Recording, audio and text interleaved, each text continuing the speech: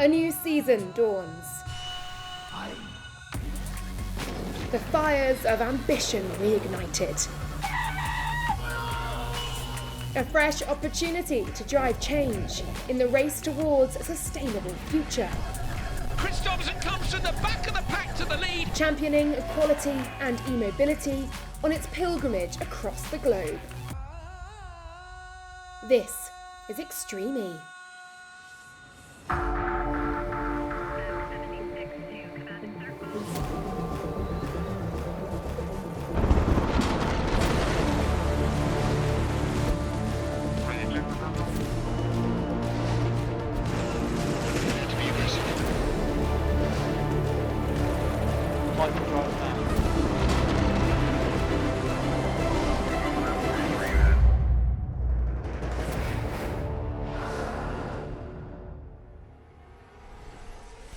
Welcome to Season 4 of Extreme E. Extreme E is an electric off-road racing series that highlights the challenges of climate change. We bring radical racing to the most remote corners of the world, and this is where we're visiting this season.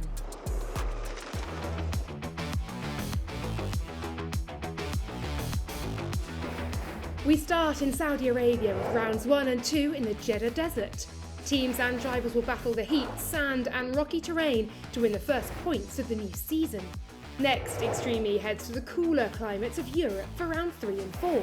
But there will still be plenty of challenges on and off track for teams and drivers. There's a Sardinia double-header in September, starting with rounds 5 and 6. Drivers will need to watch out for flying dirt and huge ruts in the track. And we're staying in Italy for rounds 7 and 8. Rosberg X Racing have a track record of being successful in Sardinia. Will they still dominate the competition this year? And we're looking forward to a spectacular season finale in Phoenix. So, who will be crowned champion of Extreme E Season 4? Well, you have to keep watching to find out. Neom Mclaren is back for a third season in Extreme E with a brand new driver lineup. We went to the McLaren Technology Centre to meet the Dakar Rally legends who want to win more podiums for Team Papaya this season. Certainly the ambition is to be challenging for race wins and challenging for the championship. As a team we've been evolving since season 2 when we first came in, and we're in a position now to be challenging for the championship. So that's the reason for recruiting both Christina and Matthias, two incredible drivers that have shown their qualities in many disciplines and especially Extreme E. So really excited to have them on board. Wow, it's a very exciting moment in my race career. It's like a dream come true because McLaren is like a historic team. So I'm very excited, I'm very happy to be here. I'm a big fan of the Papaya family in general, and of the last couple of years I think they've also positioned themselves as a bit different to everybody else, and that suits me. Matthias Ekström is a fantastic driver. He made a lot of things, Rallycross, Dakar Rally, Extreme E. I think he's one of the best drivers in this moment, and I think we are going to do a good team. I know Christina since a couple of years now, and she has been doing so well, and lately now also the success she had in Dakar for sure will make her even more motivated and strong for the future as well.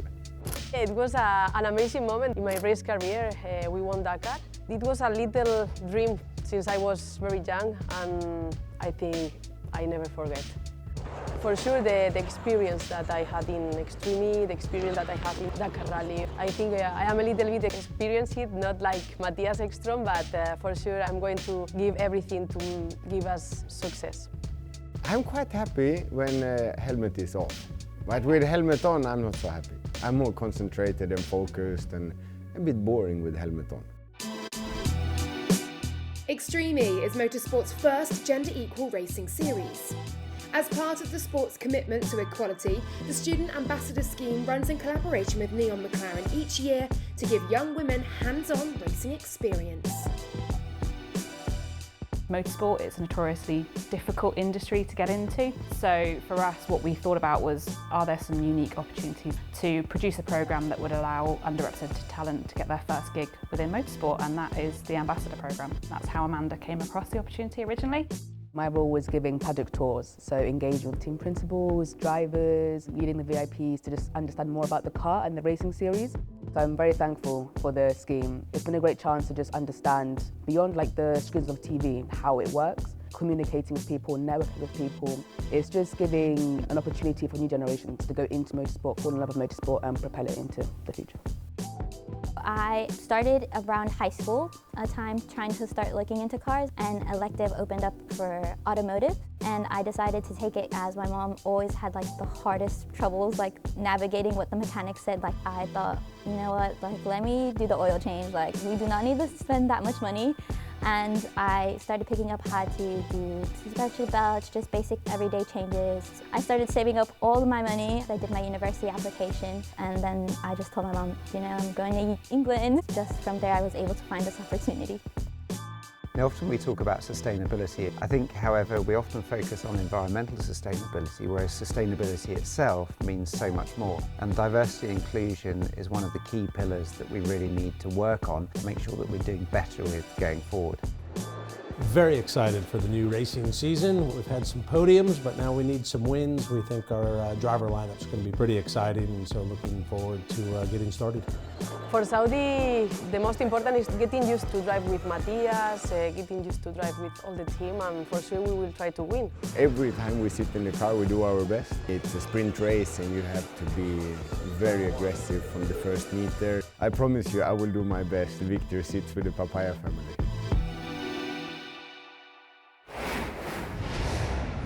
Extreme E's revolutionary electric SUV, the Odyssey 21, is an outstanding feat of racing technology. The car's battery, produced by Williams Advanced Engineering, stores 40 kilowatt-hours of usable energy, the equivalent of a 540 horsepower combustion engine. The chassis, crash structure and roll cage are manufactured by CBMM using a niobium-reinforced steel alloy tubular frame. The bodywork is made from a high-performance natural flax fibre composite, which is a renewable CO2 neutral material that is lightweight and durable. Continental's all-purpose tyres provide unrivaled grip, whilst innovating with sustainable technologies. Discarded rice husks construct a tread compound that also uses 58 recycled plastic bottles per tyre. The electricity used to charge each car is generated by a hydrogen fuel cell provided by green energy partner Inoa. The Odyssey 21 is built to deliver unparalleled performance as sustainably as possible in the most extreme environments.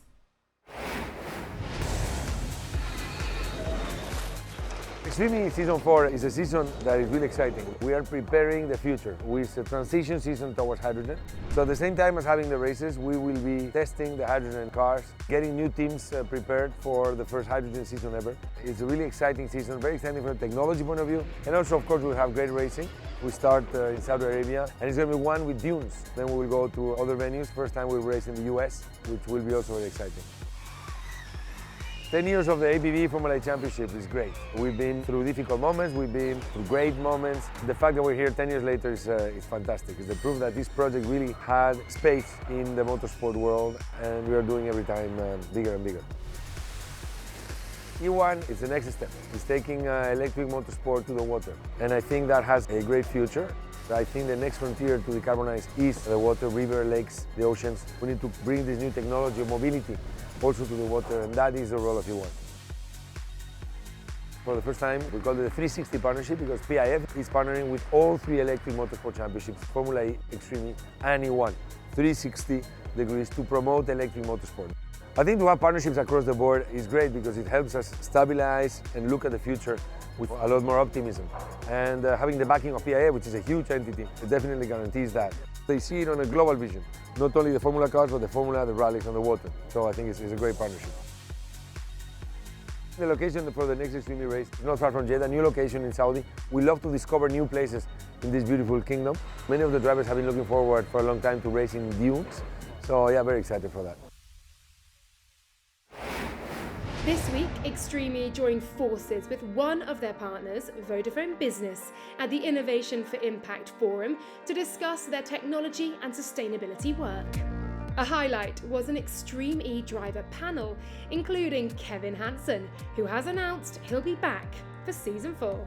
So super excited today to announce our continuing with Veloce Racing and with Molly. We came so close to the title last year, but just fell short. But we got 3 race wins and we progressed so much during the year and really learned a lot about ourselves and how we can perform well. So to continue was really a no-brainer for us.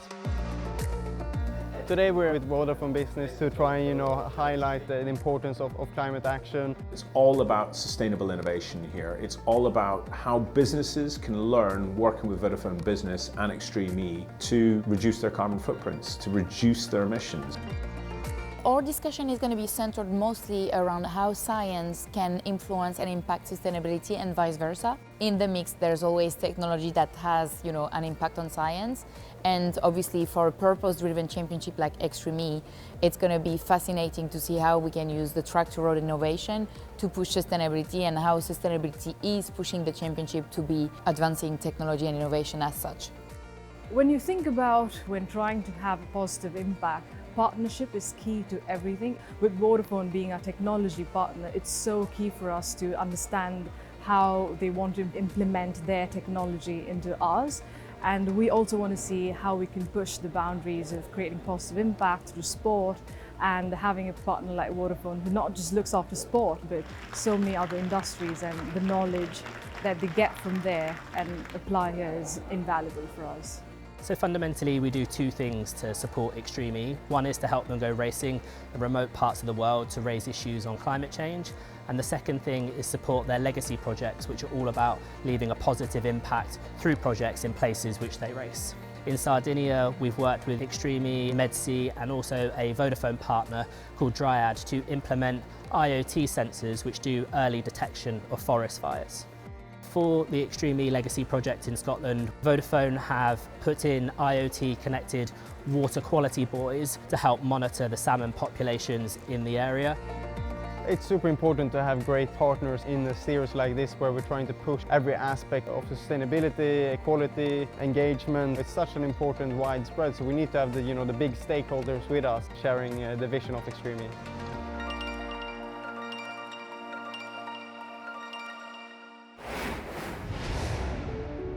Legacy projects are an important part of Extreme E, highlighting global issues and giving back to the local communities where we race.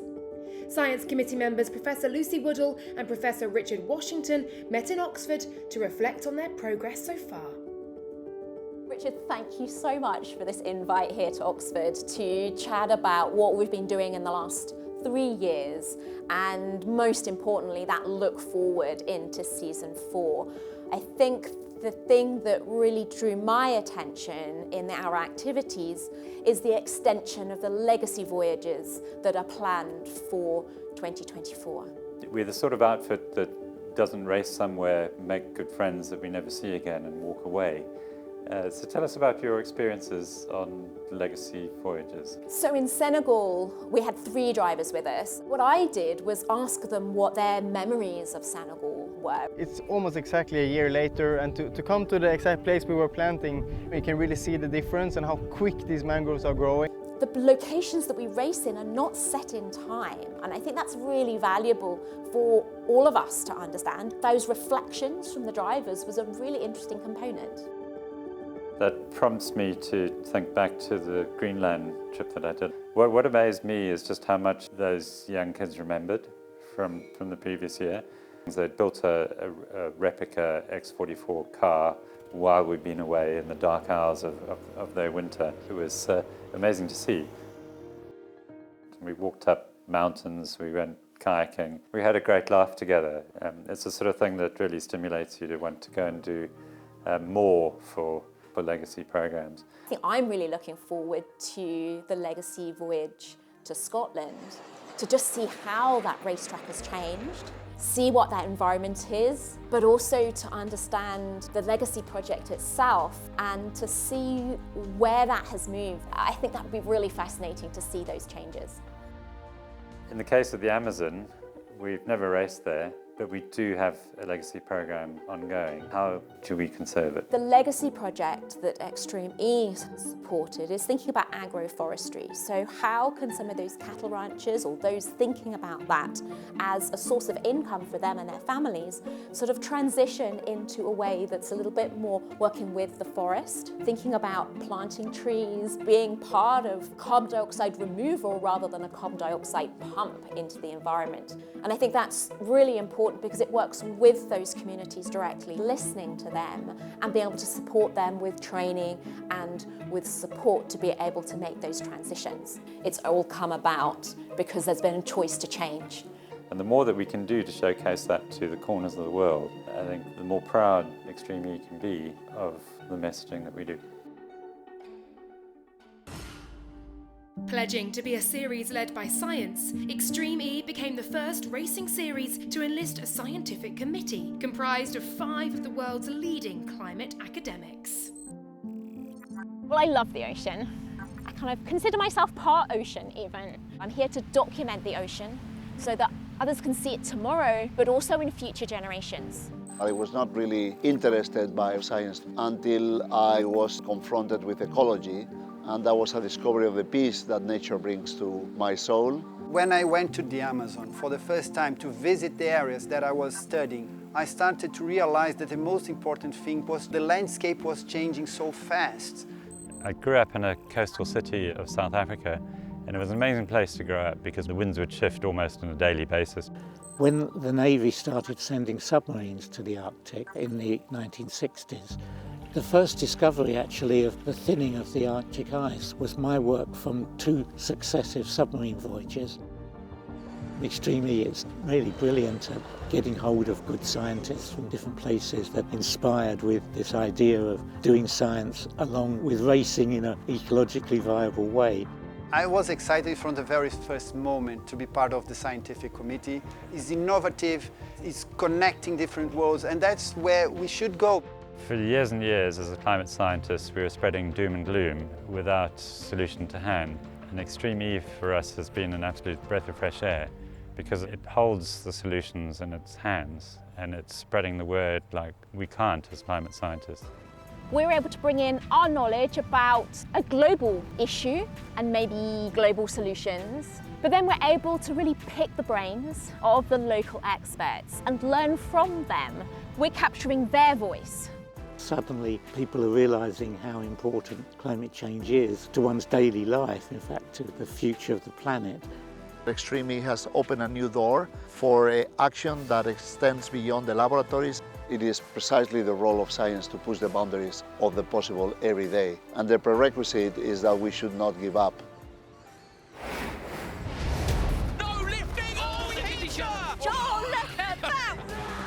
In season 1 and 2, the series visited 7 different locations around the world, starting in Alula, Saudi Arabia.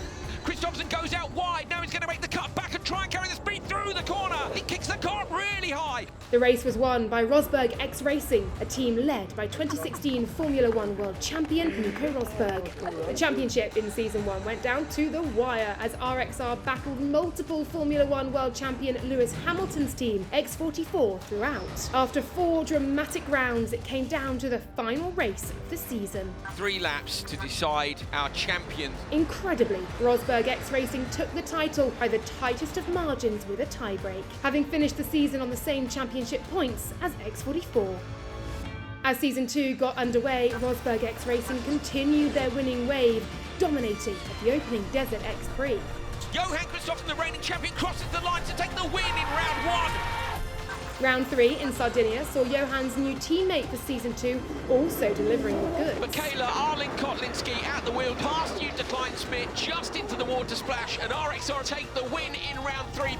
But in round 4 in Chile, X44 were determined to fight back. Wow, X44 muscle their way through. Look at them go almost over at the same time. They took their first win of the season to leave them within touching distance of the title as we headed to the final round in Uruguay.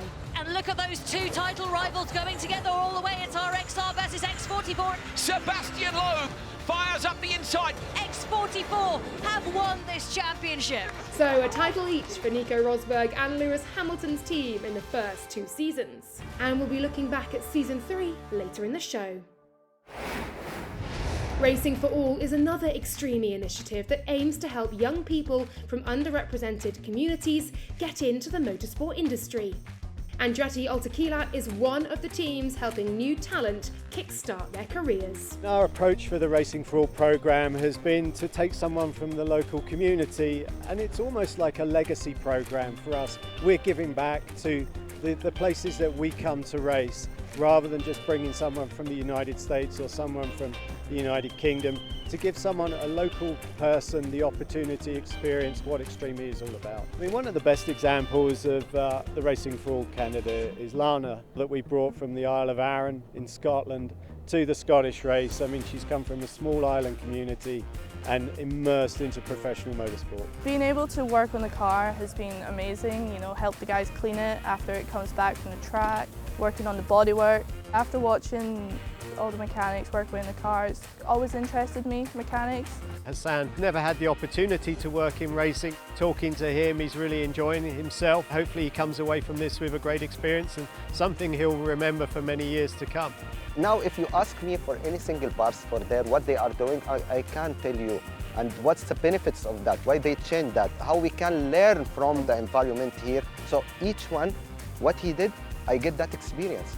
It's amazing. Here in Chile, we have a young lady from Santiago. Katarina has come up from there to be with us this weekend. Bueno, en realidad me parece increíble y me parece muy importante que equipos de esta categoría puedan ofrecer esta oportunidad a estudiantes y no necesariamente que sean del mismo país, sino que sean, por ejemplo, en esta instancia acá en Chile. From here, I can start to build my CV in the different ways in off-road racing, so it will be good for me. This whole experience has just made me really want to work in motorsport now. Season 3 was full of highs, lows, and the championship race went right down to the wire. It kicked off in Neom, and the brand new course on the shores of the Red Sea was quick to catch out Andretti. Roll in the background, that's the Andretti machine's gone over again! RXR dominated the final, but a last-minute penalty for speeding in the slow zone saw them drop to 3rd, as Veloce took top honours in Saudi Arabia. Round 2 and Andretti's woes continued. No, not again! A 3rd roll for Andretti! As Acciona Sainz claimed a first ever race win, tying them at the top with Veloce on 46 points. Rounds 3 and 4 took the teams to Scotland for one of the most dramatic events so far. Jackson a roll! Absolutely huge crash! Things were looking up for Andretti when they crossed the line in first, but a penalty for a switch zone infringement saw them drop to 2nd, allowing X44 to take the win and move up to 3rd. It was a drama-filled qualifying at round 4. Oh, Gilmore into the barrier on the inside line. Scheider goes in really hard, and that's Anderson! Veloce maintained their composure once again to take a 2nd win of the season and reclaim the top spot. Round 5 saw the series return to Sardinia, with the stunning Italian island hosting one of the most remarkable comebacks in Extreme E history. The RXR's going fully off-road, straight through the bushes on the outside of the track. After an early crash, RXR climbed back up the field, crossing the line in 2nd, but a penalty for number 99 GMC Hummer EV meant they were promoted to the race win. The following day, RXR continued their domination in Italy. Christopherson comes from the back of the pack to the lead, to close to within 4 points of championship leaders Acciona Sainz. As teams returned to Sardinia for round 7, the top 3 title contenders all made it through to the final. But with RXR suffering tech issues and Veloce blinded after their windscreen wipers failed, Acciona Sainz sailed away to win the Island X Prix and extend their lead at the top. For round 8, it was Acciona Sainz's turn for tech problems, as they failed to make it through to the final along with Veloce Racing. This allowed RXR to secure second place behind X44. Returning to Chile for the last event of the season, the championship fight was on, with 5 teams still in contention for the title. But round 9 of the Antofagasta Minerals Copa X Prix was brutal from the start, with all teams getting in on the action. Oh, massive hit and a roll! Munnings has gone over after running up the back of the stricken Veloce. Championship leaders Acciona Sainz were dominating in the final, but as a sand cloud swept across the track, RXR's Michaela Arlen-Kotlinski took advantage and led until the finish line, putting them back at the top of the standings. Only Rosberg X Racing and Acciona Sainz were left in the run for the championship title into the last round of Season 3, and it went down to the wire to the very last final race. Up on 2 wheels, the RXR up on the top of the banking. Johan Christopsen saved the biggest roll there. But bad luck for Acciona Sainz as they sustained damage to the car, causing Laius Sanz to lose control. Oh no, the steering's broken for RXR. This is unbelievable. Rosberg X Racing are the 2023 Extreme E champions. What an epic finish to Season 3. And if you thought last season was exciting, well, we're only just getting started.